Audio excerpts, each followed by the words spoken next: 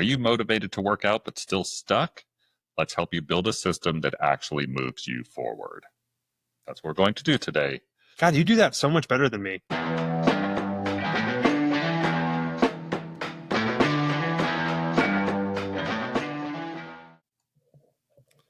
Welcome back to another episode of Past Your Prime, episode 20, the big 20.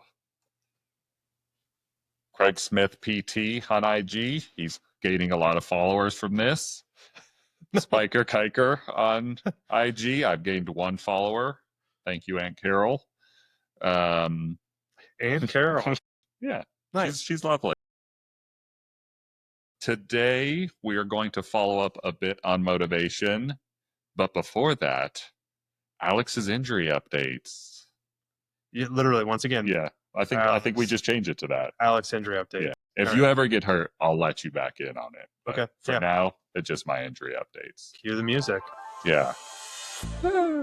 Anyway, I'm generally okay. My right leg is feeling kind of weird as an extension of, I think, my hamstring injury. Okay. I've been Googling meniscus tears incessantly for the past few days because the back of my knee hurts. Are you being serious? Yeah. Yeah, but I'm playing volleyball tomorrow, so unless Craig tells me not to, which maybe he will, maybe he won't. One, I think we might talk a little bit. I think that it might be on topic for what we're going to discuss today. What are we going to discuss today? More motivation, right? It's going to be a little bit of a twist on motivation. So, being motivated, like what we talked about last time, I don't think it's enough. And I actually think that what we talked about with Alex last time is that his motivation sometimes lands him in an awkward place. Or an injured place. That's what I would call it, an injured place. I like to call it catching injuries. He's been catching injuries left and right. He had 3 functional body parts last time we spoke, and it sounded like he caught another one, which might be a meniscal tear. Actually, we didn't talk about that. How did it become? It just started hurting the back of my knee, and I Googled back of knee pain, and it was like, you've torn your meniscus. What's crazy is now with how good Google search is, when you put in the terms, it's almost 100% that's going to be the right diagnosis. Darn it. That's absolutely not true. Just so you know, that was a joke. No, I think what I want to make sure that we talk about today is that his issue is clearly not that he's not motivated enough, nor that he doesn't care enough. It's that he has some mismatches inside the system he's trying to operate within that are leading him down an injury pathway. I'm catching injuries when I need to be catching bodies on the volleyball court. Catching bodies? What does that mean? That's like killing people on the volleyball court. Yeah. That's modern lingo. Modern lingo for volleyball. I wouldn't expect you to know. Well, so catching bodies because you have a kill. Spike, right? When you get a spike, that's a kill. I did remember that from high school. You do spike to get a kill, yes. And so he's catching bodies. Now I kind of get it. Is that accurate? Oh, man. You crack me up sometimes. I need to stop laughing. Anyway. So I love it. So we're going to do a step-by-step approach today. I think we can kind of use Alex as a blueprint on how I would do it. I think a more professional approach to getting the body that you want that can handle the activity and the exercise and the performance that he wants to be operating at. Our title for today, then, for today's episode, are you motivated to work out but still stuck? Let's help you build a system that actually moves you forward. That's what we're going to do today. God, you do that so much better than me. I think natural. It felt natural, but one time we had him read, and it sounded like he had a second grade education. But he got past that. Either that, or you're doing like hooked on phonics or something. I did go to my child's kindergarten today, so yeah. So I took some of their reading lessons and quickly implemented them. Anyway, so we're talking kind of about motivation, but also how you build a system to kind of be more effective. We talked about this a little bit prior to the podcast today, and I talked a little bit about like dedication versus motivation, and we got into a couple of different things. So hopefully we can dive more into that a little bit deeper today because I really enjoyed last episode. So, like you said, we want to try and build kind of a blueprint for getting unstuck. So maybe you're motivated and are ready to hit home, but you're like me, and every corner you turn, you end up getting injured or something gets in your way. And from our last episode, motivation is not kind of the key here. It's building a system, whether that's through dedication, which where my mind keeps going on this one, because I feel like I am so dedicated to my goals that motivation has essentially become irrelevant. But I've also built a system behind these things to really just ensure that I can make progress on my goals, mostly from an athletic basis, but also to be strong enough to beat up my daughter's boyfriends when they are teenagers. Which is the top level stuff, right? He has a very clear identity that he's pursuing that he already owns. It matches his meaning, which then gives him direction on his goals, which then helps to direct the system that he's now going to build.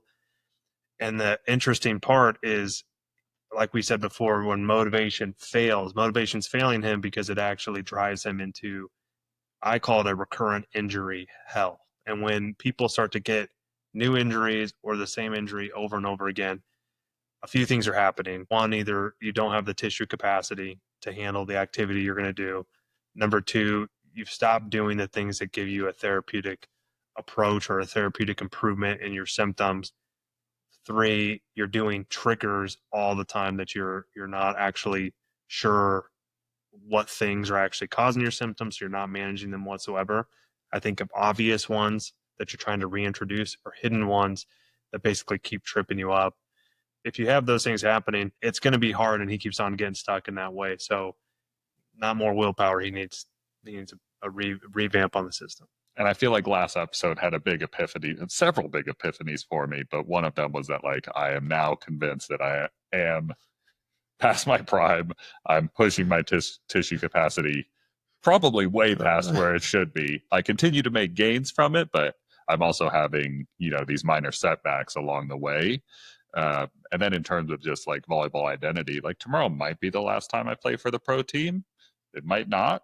And like, I've just been weighing that in my mind as trying to, prepare my body for playing a couple of volleyball matches tomorrow at a high level, and thinking about, because I'm really coming up on what would be considered the off season. So do I train really hard in the off season because I'll have the time and availability to really hit it hard more?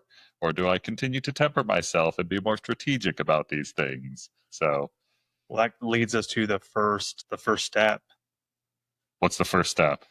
Eliminate failure points up front. So what do you think is going to keep you? So say for example, you actually do decide you want to play next season. What do you think is actually going to stop you? Do you think it's that your performance isn't going to be high enough? Or do you say that it's going to be that you continue to get hurt so you can't train? I would actually take a third option, which is life. Life could potentially get in the way of that. It's a big time commitment. So getting up to Phoenix, about a 2-hour drive for our fans in the UK. We do have people there. Yeah, I think that's funny. Listeners in the UK, consistent UK listeners. That's a new one right there. But yeah, it's about a 2-hour drive every time I want to go, play with my pro team up in Phoenix. So it's a big time commitment. And with currently 6-month-old, that'll be closer to a year-old at that time, and having a 5 going on 6-year-old going into kindergarten next year. I don't know. We'll see. I'm still undecided. I think I'll still continue to train hard and maybe be available to play, but I just don't know what my time commitment will look like. You're close to a shift in what you're going to be. Losing my identity. Losing the identity is going to be evolving, which is going to impact your meaning, maybe. And then also change your direction. All motivation just goes away and I get back on eating Oreos. Yeah, this is good. Like, he knows that now he's going to be moving towards an Oreo heavy diet. No, I would say like the failure points up front, right? He's already saying like the things that are going to be the biggest issue. I think his biggest issue is going to be tissue capacity if he decides to play, but the other ones are going to be your time. Really being very clear what things are actually going to be your issues that are going to stop you from actually being able to do whatever it is that you want to do. How do you manage your time as it is now? I mean, I've moved, at least like just talking about athletics specifically, I've basically moved all of them to a time that doesn't affect my family life for the most part. 80 to 90% of it is now after 8 p.m., which usually my 6-month-old is asleep. My wife is going to sleep. I've just put my 5-year-old to sleep. So Monday through Thursday when I usually hit most of my workouts. That's when I'm at the gym. My family's doesn't need me per se at that time. I could probably be a little bit more helpful with the 6 months old bedtime. But aside from that, like everybody else is settled, usually hitting the bed and getting some sleep. Well, as we talked about last episode, I'm walking past the bedroom and going to the gym. So Yeah. I think my training time, I'm much happier with it, honestly, aside from being tired some of those nights. I'm able to go hit like the hydro massage now and do my sauna time, at like 9:30 at night after my, generally hour-long workout. You put like the do not disturb on the hydro massage? I just tried it for the first time this week because I've been having all these injuries, and Google also says the massage can be good for you. And I was like, well, they've got it at the gym. I pay for it. Like, let me just try this. And man, it felt amazing. It was so relaxing. And late at night, there's nobody else in there, so like I'm just by myself relaxing for 10 minutes straight, and so it's fantastic. And then I go straight into the sauna after that, and like further relaxation. So yeah, I really enjoy my Monday through Thursday nighttime routine. I like that a lot. So if you're listening to this podcast, there's 5 things that are just basic ones that are common failure points. The first one we've hit so many times, it's accountability. So if you have an issue with scheduling and putting yourself on your own calendar, that's a huge issue. If you have an issue where you put it on your calendar but then don't show up, that's a basic one that you want to make sure that you consider within your blueprint. Second one would be what I thought Alex was going to say is his biggest issue, which is tissue capacity, his ability to hurt himself, where his exercise capacity is considerably higher than what some of his tissues can currently handle. And that gap keeps on getting him stuck. Third one is you don't know how to do any of the activity that you want to do. Coaching need, meaning that you need somebody to help facilitate how do you do the activity. I actually just had somebody who came in. It was my first injury via an AI exercise app. Oh, just kind of cool. I always, joking aside, I always get really excited when there's like a new trend and I can tell that there's heavy marketing going towards something where, for a while it's like you had injuries that occur due to everything, but you had CrossFit for a while, and then you had some famous names in CrossFit that they pushed some things, and you see people coming with injury. You saw the stretch labs get really big. You had the barefoot running when we first started our company. I really enjoy seeing fads, and I'm really excited that I had my first AI one. Was this like one of those mirrors on the wall? No.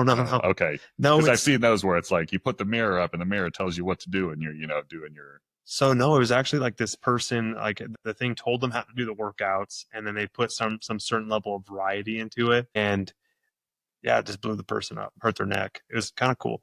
Yeah. So anyway, I love it. I love when I get like a new injury that's a new system. 200-pound neck pulls for 20 reps, and you'll have the strongest upper body on earth. I love that. So if there's a coaching need, humans still do work well for that. Comfort level. Say you feel like really uncomfortable in the gym.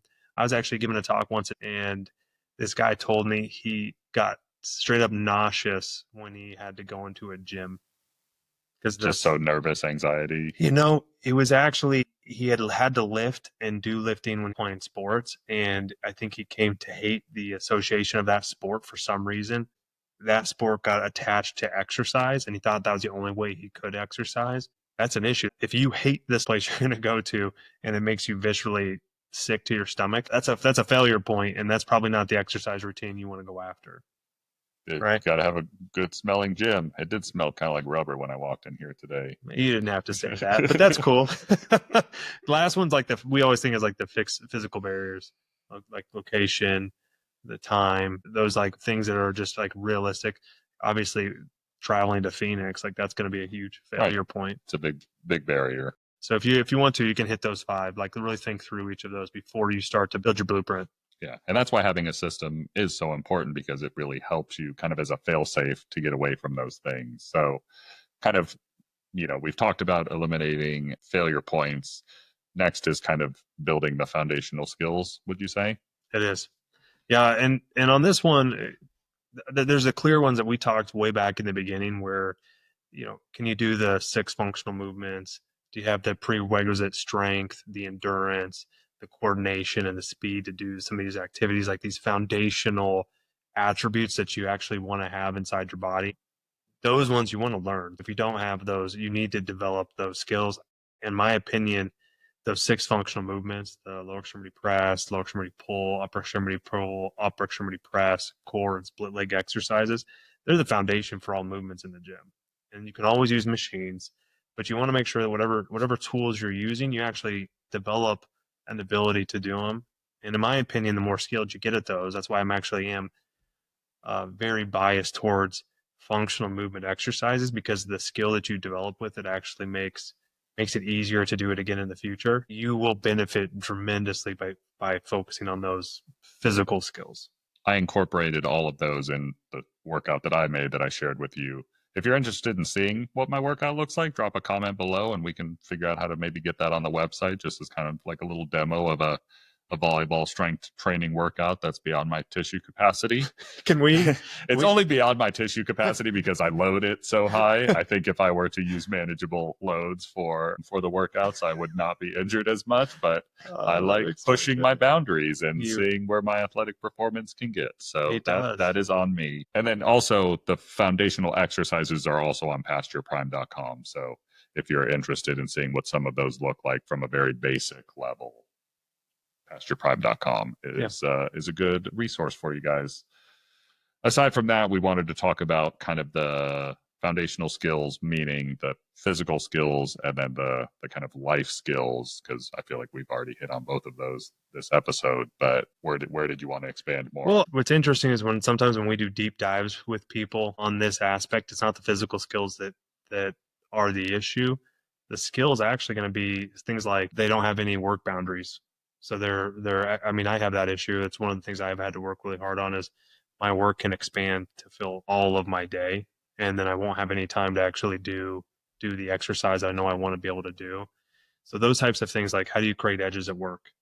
How do you create training schedule time on your calendar? How do you make sure that your assistant doesn't overbook your calendar? Things like that. Like how do you navigate with a partner? This is the time that I'm actually going to go. And I think those types of skills often get forgotten, even though they can be as big or bigger issue than the actual physical skills that I think most people obsess on. I like that you assume everybody has an assistant. Oh, I don't have an assistant. You don't? I manage my own calendar. My work makes it pretty reasonable to be able to work out late at night, but I know that you running your own clinic and multiple businesses you could probably eat up 24 hours a day. I think you did for a while. I did. I mean, you just work a lot. I mean, my biggest issue is that if I don't put a lot of time into that, the people who can have access to my calendar can just book too many things. Yeah. So you have to create these things because otherwise, your calendar gets totally blown up.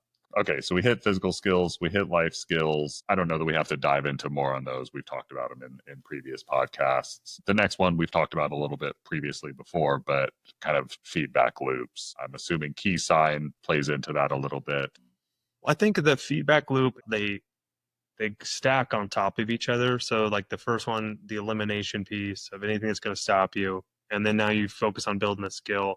And then you find a feedback loop that helps to refine what you just put down as like your hypothesis. You, for example, said that one of the biggest issues is going to be his calendar around with his kids and everything. Okay. Then what skill is he going to be focused on? And then what's the outcome? We sometimes have a saying, I'm going 4 for 4. Like you want to get the next, somebody joins our program. Can you get the first 4 workouts done? And then if you don't, well, now that's a feedback loop that you missed one of them. Like what the heck just caused that? So you put a hypothesis down of like, yeah, this is what I think is going to cause me not to show up. But then really what happened? And that would be one example of a feedback loop. If your biggest issue is that you don't show up for your workouts. For you, let's just say it was tissue capacity. How many workouts can you go 16 for 16? Can you get 16 workouts in a row where you don't have a single setback? That would be my challenge to you. And what would that look like going 16 for 16. If you take the word setback out of that, I will show up 16 out of 16 times. I know. But I will, and I did have a setback. I think I was probably on a very close to that streak this past month, maybe even 2 months, with two times a week volleyball and at least 3 lifting sessions, sometimes 4. But if you think back on it, though, like for him, I mean, and it's like, to me, it's very obvious. And I think if you're listening right now, it might be also obvious that if you could imagine if Alex had 3 months where he had no new injury. Could you? Yeah. So that's maybe when I was 14. So the feedback loop, though, would be one workout. Can you get one workout where you don't feel bad? And then can you get 5? And then can you get 16? And then can you get a whole in season? And then can you get your whole off season? Those are types of feedback loops, because that's why if you pick the biggest problem, you set up a feedback loop based off of whatever the thing is that you think is your biggest issue, you're going to be able to get immediate responses, and you're going to get validation, or you're not going to get validation, right? So let's say for 3 months, he goes, I'm going to just make sure I feel good. At the end of the 3 months, he now has no issues. He's feeling really good. And then the next 3 months, he goes, okay, now I'm going to improve my vertical jump. My feedback loop is going to be based off of how much of a vertical jump I can get, or how much weight I can improve with my lower extremity press, which can have huge implications on how much force he can generate. That's how I always think of it, is like, what's the tightest feedback loop that you need to be able to readjust what you're actually doing? Those types of loops are incredibly helpful. Sometimes they're not obvious. That takes me back to episode 1. Injuries can't be prevented. They can't be prevented, but recurrent mechanisms of injury can definitely be halted. And then we're talking about systems. I'd call it system strategies. Like we had just mentioned before we started the pod today, that, I deadlifted on Monday, went and played volleyball on Tuesday, pulled my hamstring that Tuesday night. So maybe a part of my system strategy would be not to do heavy deadlifts one day prior to spiking volleyballs. Yeah. I mean, you could literally put on there, okay, my blueprint, what days need to be away from each other. Individuals who have, for example, I'm kind of like this. I can't handle heavy intensity multiple days in a row. I always have to have an off day, but I can do a longer, more kind of endurance focused workout in between. So if I want to have a 5-day workout week, I can't hit it hard every day. Like, I will either hurt or I will feel like total garbage at the end of the week. And it's so my body type just does not work well with that. You can get those types of feedback loops, and sometimes it can take 2 to 3 weeks. Sometimes it can be shorter, it can be longer, but it has to go back to step 2. Like, what is the thing that you're really focused on, and what do you think would make you get to where you want to go, and then build a feedback loop around it. And I'm ready to start a new training split, and I think I need to use some of the things that I've learned over the past 2 months when integrating, my new workout plan, assuming that my body doesn't just fall apart while spiking volleyballs tomorrow, and that I'm able to go back to the gym on Monday. You got this. Yeah, I believe in him. I believe in Alex. Everybody, if you can, send him an email or drop a comment of support. This guy's getting old is what's happening. He's got this OLD. OLD is happening. So yeah. Last step. Refine and upgrade. I'm not there yet. Yeah. Now, this comes from some of the work we do with healthcare systems, but the idea is that you want to have a level of quality improvement. And once you get this feedback on how you've done so far, you don't just keep doing the same thing. You refine and then upgrade what you did.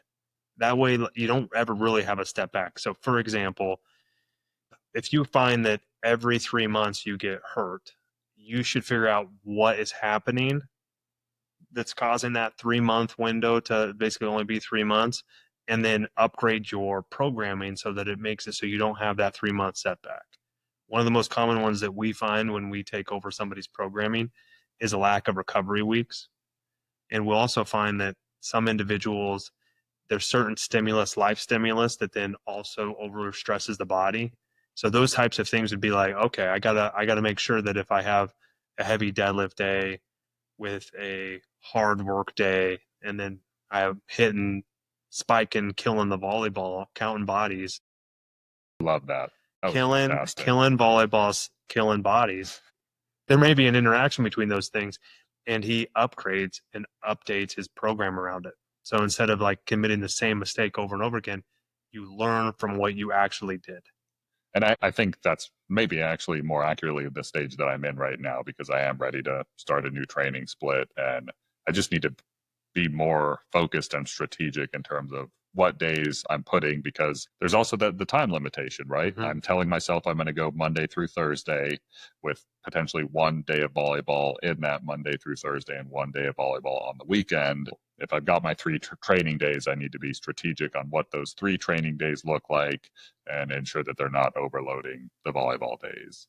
And I mean, I've thought about this a lot, that in reality, I probably just need to do training days and lay off of the volleyball, but I love the sport so much and it's so much part of my identity that I have trouble just stopping volleyball altogether just to train. And I know that's going to ultimately be the best for my athletic performance, is just to train, but I'll lose some of my volleyball skill because it is such a skill-centric sport. Well, and so that's one hypothesis, right? So the other one would be you do see if you can actually get performance gains off of just 2 workouts, or even a singular workout, and then you could. I think what's really fun about the programming aspect is that you can make modifications and you can test your ideas as long as you have a solid feedback loop. And so you could test 1 or 2 things.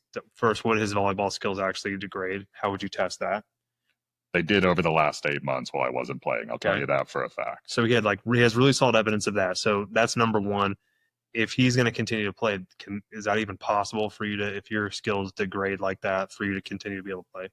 Not at a high level. No. So that's almost like a non-negotiable. So if he decides that he's going to play volleyball, we already know what the primary aspect of your ability to play is going to be, playing volleyball. Right. Building skills. So then now the second thing is, we know also from data that he is a walking injury, and his body is not handling the load that he's doing. And he's a fast twitch guy. He has a really high vert. He can move really well. He's fairly explosive. So to me, the first thing I would do is I would have one workout that's hard, intense, and then we would see if he can handle one workout with the amount of volleyball that he has to play. And then I would risk adding another one, but I would keep the intensity high and drastically cut volume. Right. And I'm thinking just in terms of, the different splits out there. You've got upper body, lower body, chest and back and tries, all of these things. Like, I think generally if it's a day or maybe 2 days before, not hitting any super intense leg workouts are probably the thing that makes the most sense, at least in the short term. Yeah, so you can keep that. So if you want to maintain strength, you keep the intensity high, but you drop the volume. So he would do a lot less sets, a lot less reps, but he would keep the intensity high so he maintains strength gains. Yeah.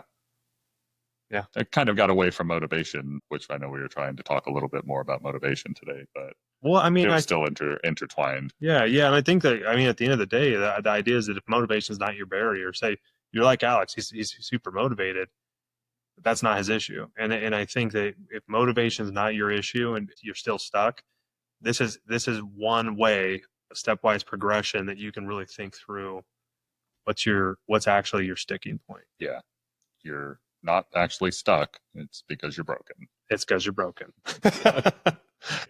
Okay, so if today's episode hit home with you and you're ready to stop relying on motivation and start building a system that can actually move you forward to get past your prime, stick with us, because this is just the beginning. Yeah, we're going to go more in depth on this, guys. That was fantastic. Yeah. Great call to action. All righty. Well, that's it for today. Like I said, if motivation hits home for you, or if you want to see, what I drove my body into the ground with workout wise, drop a comment below and we'll see if we can help you out there. Aside from that, like, comment, subscribe. Our subscribers are going up, so we really appreciate the subscriptions. And check out pastureprime.com. We've got a cool article up there on motivation that I thoroughly enjoyed, and I know Craig put a lot of work into it as well. So go and check that out. PYP, baby. PYP. Peace.